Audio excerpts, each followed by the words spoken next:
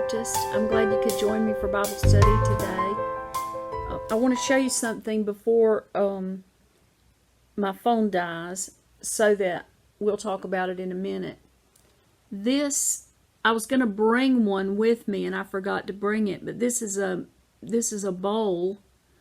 It's called a mudu, and we'll talk about it in a few minutes, but my battery's about to die on my phone, so I want to be sure that you get the chance to see that since I forgot and left it at the house.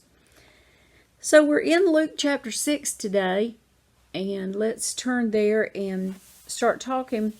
Our lesson book starts off by talking about how we might classify people into categories as young, old, rich, poor, not very smart, or we might put another title on them that causes us to feel that they are less than we are in some way.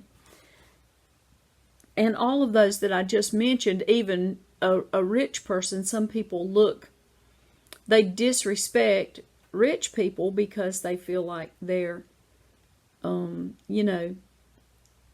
might say that person is, thinks he's better than everybody else, or, there's all kind of labels these days that we put on people.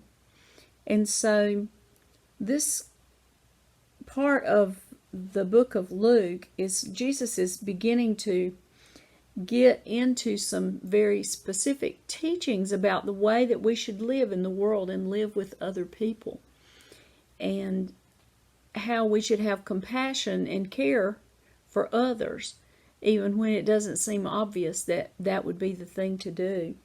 And so that's what we're going to talk about today. So last week we ended up with Jesus healing the man who had the crippled hand. And he said, stretch out your hand, and it was healed and restored. And so from there then, in Luke chapter 6, if you go onward and read, immediately after that, Jesus went off to the mountain to pray. He prayed all night.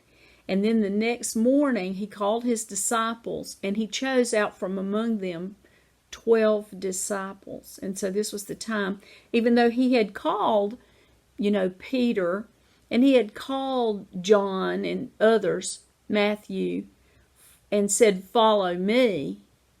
But this was the time where he actually said, okay, these are my 12 apostles, is what he called them. And so the 12, as we know, but I'm going to read them out, Simon, whom he also called Peter, Andrew, his brother, and James and John, and Philip and Bartholomew, and Matthew and Thomas, James the son of Alphaeus, and Simon, who was called the Zealot, Judas the son of James, and Judas Iscariot, who became a traitor. So those were the 12 that he chose.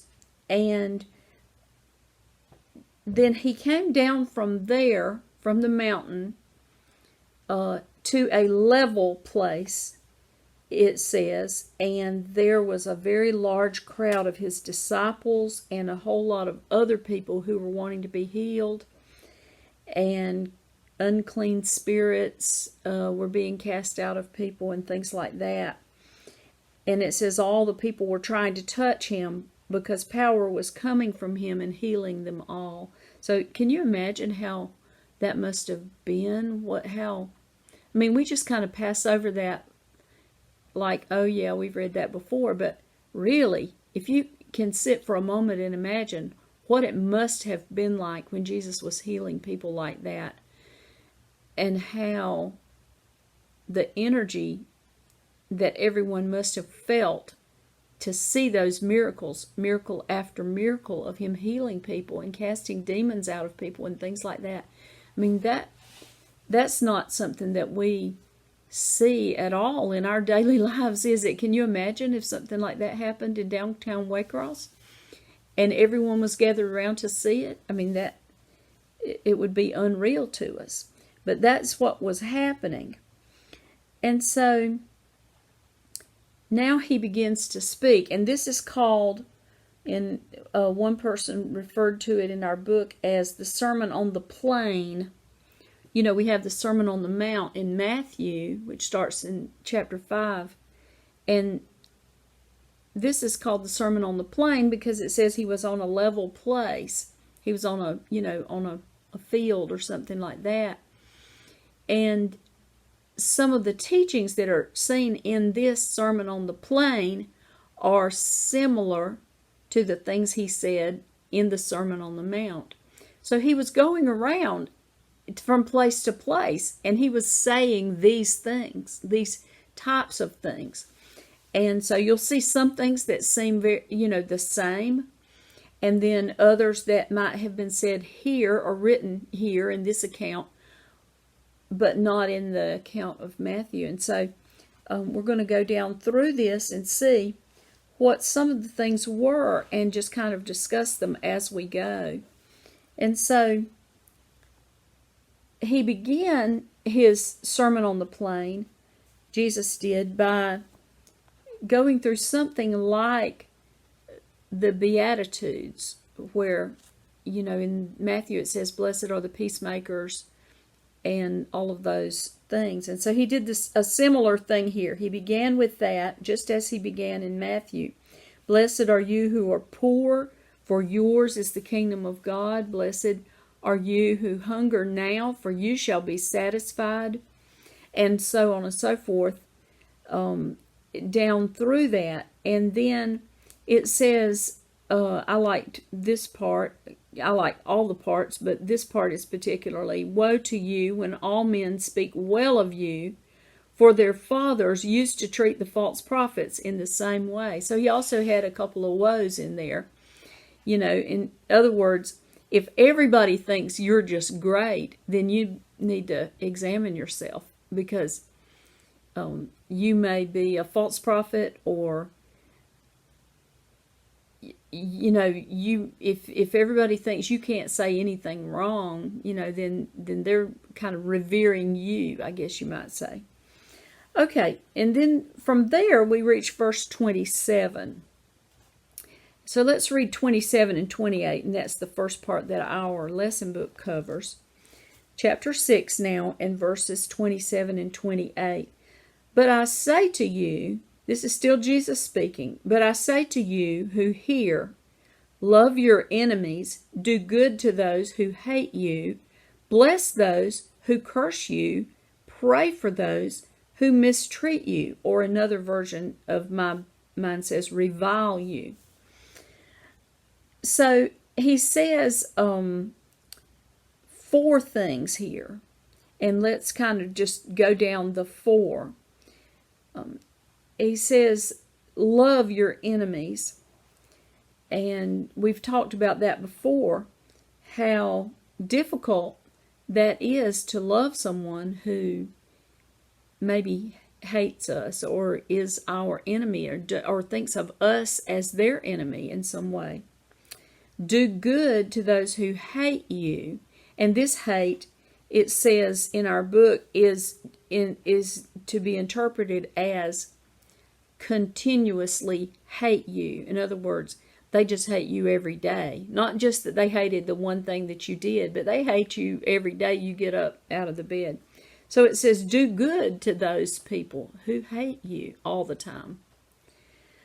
Bless those who curse you, who say, to think of someone being cursed is to say evil of them, or to say evil to them, to have a desire for them to be harmed or something like that. And then lastly, pray for those who mistreat you or revile you. So the response then to those people who are doing these things, is to pray for them. And that's not our human nature, is it? That's not our human response. If someone curses us or hates us, if they are our enemy, or mistreat or revile us, we feel angry back at them. I mean, that's an immediate and automatic, almost, human response. And so Jesus is saying, but there's another response that I want you to have. I want you to love that person. I want you to pray for them. I want you to do good to them. And I think that is just amazing that Jesus, this is what he expects. This is what he's saying. This is what I want you to do. It wasn't said as a suggestion. These are not Bible suggestions.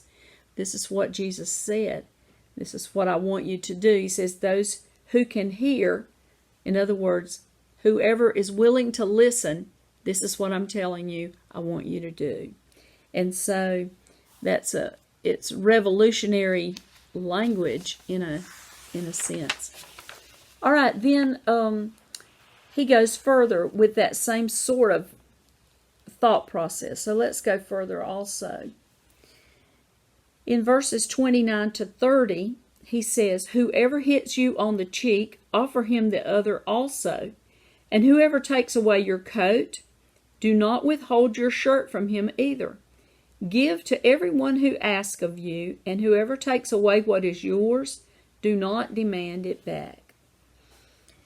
This gets more into the, physical aspects of it. It says if somebody strikes you on one side of your cheek, turn the other cheek. And I talked about this recently when we were studying the books of 1st, 2nd, and 3rd John, and I said, what it doesn't mention is that when someone slaps you on your cheek, it really hurts.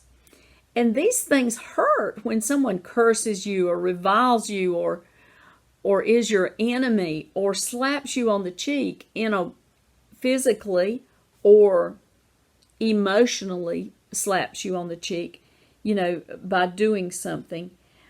Those things hurt. And those are real feelings that you have. It's not just, oh yeah, he slapped me on my cheek, I'll turn the other cheek. That's not an easy thing to do. Jesus wasn't asking us to do something that was easy.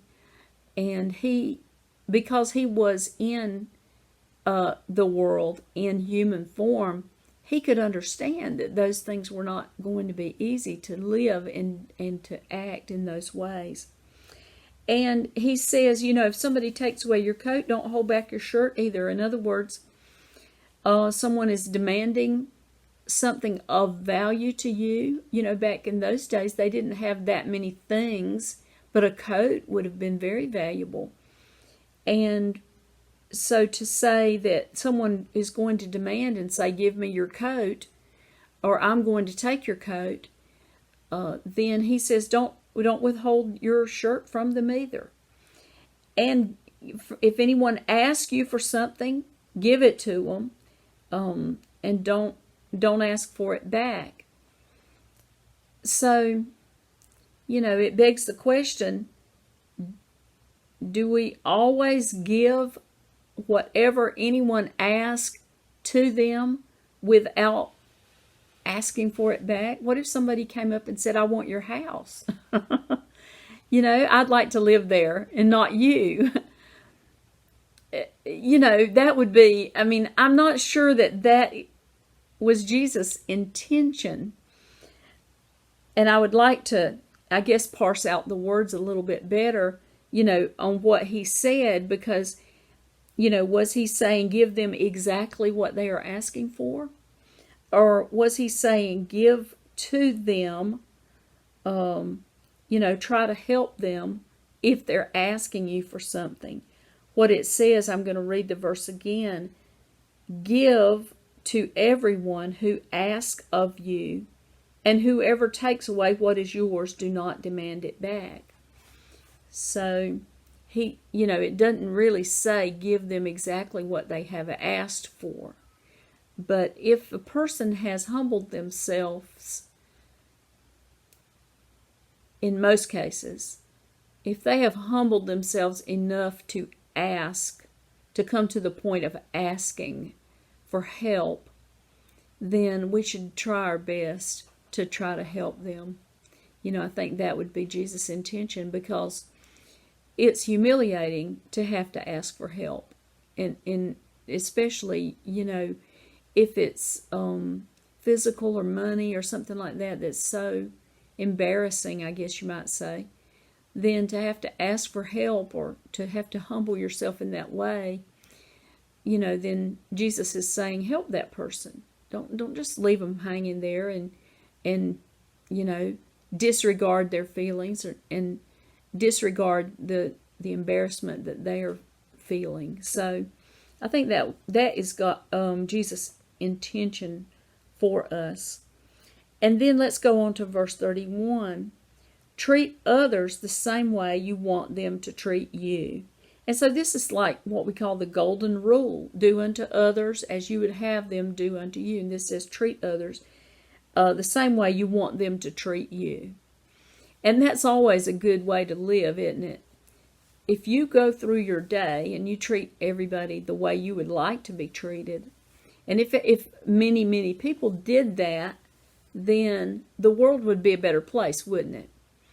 And it would be easier to live and to feel happy in the world, knowing that other people were being kind to you and you were being kind to them, or whatever it is.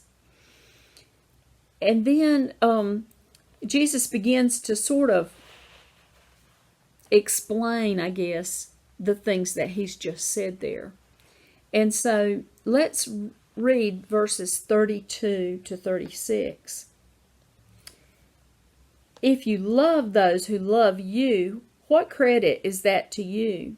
For even sinners love those who love them. If you do good to those who do good to you, what credit is that to you? For even sinners do the same.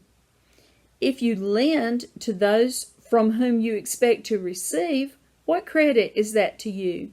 Even sinners lend to sinners in order to receive back the same amount. But love your enemies, and do good, and lend, expecting nothing in return, and your reward will be great, and you will be sons of the Most High, for he himself is kind to ungrateful and evil men. Be merciful, just as your Father is merciful. So, it makes sense what he said when he said, if you just love the people who love you, in the way that it's stated here is, what credit is that for you? And it's not that we're trying to earn credits in life. It's not that. But in other words, if you're trying to do what God requires, or what Jesus has asked us to do, which is love your enemies, or, if someone abuses you, turn the other cheek, or whatever.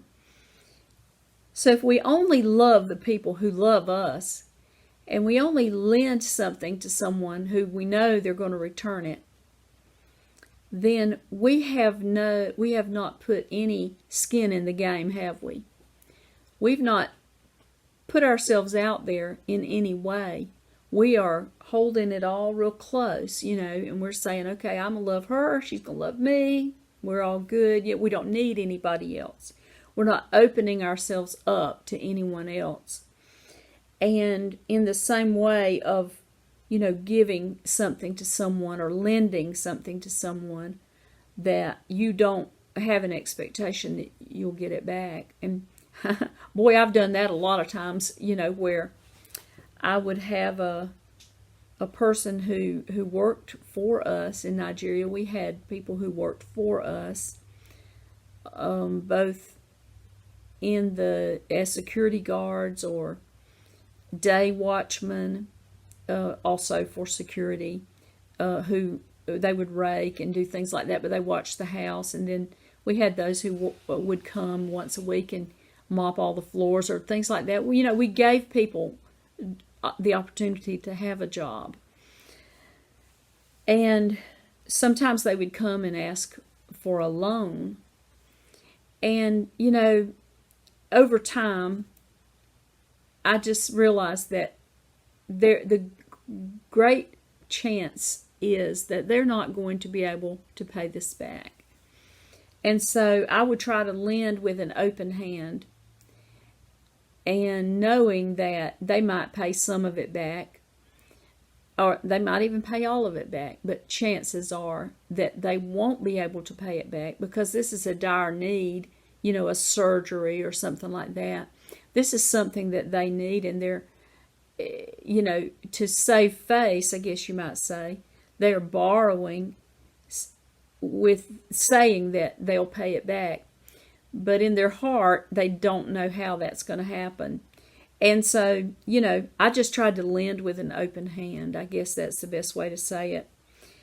And, I think that's what Jesus is asking us to do, is to not get so hung up on the little nickels and dimes that we might lend someone and destroy the relationship that we have with that person and the kindness that we can show to them, God's kindness, because of some petty little amount of money. It's just not worth it. It's not worth it. So let's go on now a little bit further. Well, at the end of that, let me not skip that part. He says, then your reward will be great, and you will be children of the Most High. Let's see. For he is gracious to the ungrateful and evil. And be merciful just as your Father also is merciful. So it kind of reminds you of that verse where it says, the rain falls on the just and the unjust. That's the verse that it brings to mind for me. In other words, God is merciful to people who do not deserve it. And in fact, that's us, isn't it? We don't deserve his mercy either. As the lesson started off, it's talking about how we might label someone and put them beneath ourselves and saying, well, they're not, they are a wicked person, and then therefore we can look down on them. But truthfully, we are all in need of God's mercy, and we need God to not give us the punishment that we deserve. And so it says that if we're patterning ourselves after the Most High, in other words, we'll be children of the Most High, or we'll be children of God, that we are going to pattern ourselves after him. We're going to try to be like Jesus. We're going to try to be, live in the way that would make Jesus proud or make God proud of us. Then it says you've got to be gracious, because he is gracious to the ungrateful and evil people.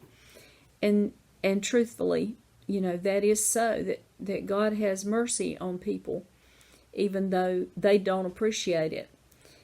And so it says, be merciful, be full of mercy, just as your Father in heaven is also full of mercy. And that makes sense, that we're not out to get people. We're not out to give them what they deserve. That's not the Christian attitude that Jesus is telling us we're supposed to have, is it? And these are the words of Jesus. Like I said, these are not Bible suggestions. These are the words of Jesus. Okay, let's go on further. In verse 37, he said, do not judge, and you will not be judged. And do not condemn, and you will not be condemned. Pardon, and you will be pardoned. So again, he's talking about putting ourselves above another person. We do have to use our judgment. I don't think that's what this is talking about. We have to use our judgment, to keep ourselves out of a dangerous situation, maybe. When we look and we see that there's a gang, that looks like they're about to fight, then we're not going to go over there. That's a judgment, We are looking at those people and we're making a judgment. And maybe that's not what they were about to do. Maybe they were about to square dance. But still, we do have to make a judgment. But we don't sit in judgment on people. We don't judge others and put ourselves in the place of God. God is the judge. You know, we are on a level playing field with others. And interesting that Jesus gave these statements on a level plane there when he was speaking, because we are on a level playing field with other people. And we need to always keep that in mind. Now in verse 38, this is where the moodoo comes in. Because Jesus said, "Give, and it will be given to you. They will pour into your lap a good measure, pressed down, shaken together, and running over. For by your standard of measure, it will be measured to you in return." I love that verse. And so in Nigeria, the way that you buy your food in the market, well, there's different, depending on what you're buying, there's a certain way. There's a certain way to do everything in Nigeria. It doesn't seem like it when you first get there, but actually once you figure it out, there is a certain way to do everything. And it's expected that everyone will do it that way, and it's just, you know, that's the way they like to live. And so you go into the market, and, you know, if you're going to buy tomatoes, those are going to be stacked up, maybe 4 tomatoes, 1, 2, 3, and then number 4 on the top there, in a little pile. And so you buy the tomatoes by the pile. For some reason, you buy green beans like snap beans, you know, that kind of beans. You buy those by the plate.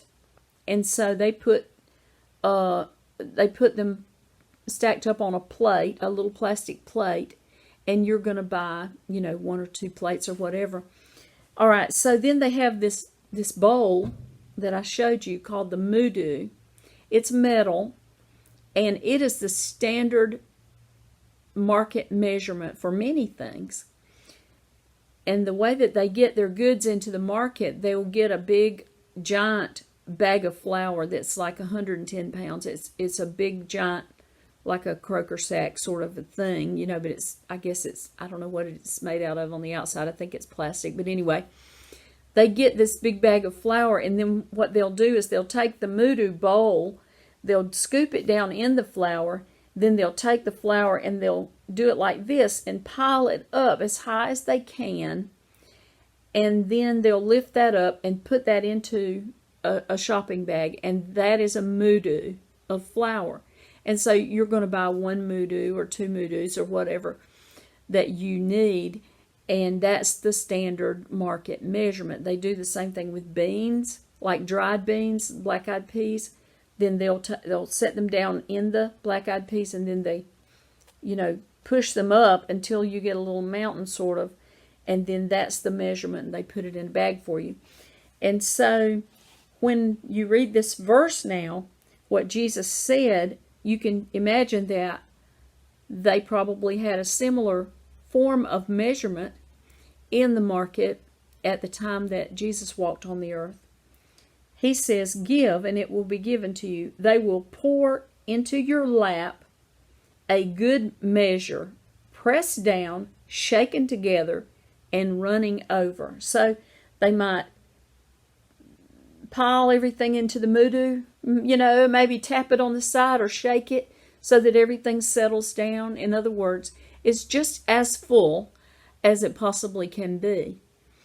And so Jesus said, if you give to others, it will be given to you. You will also receive, in other words.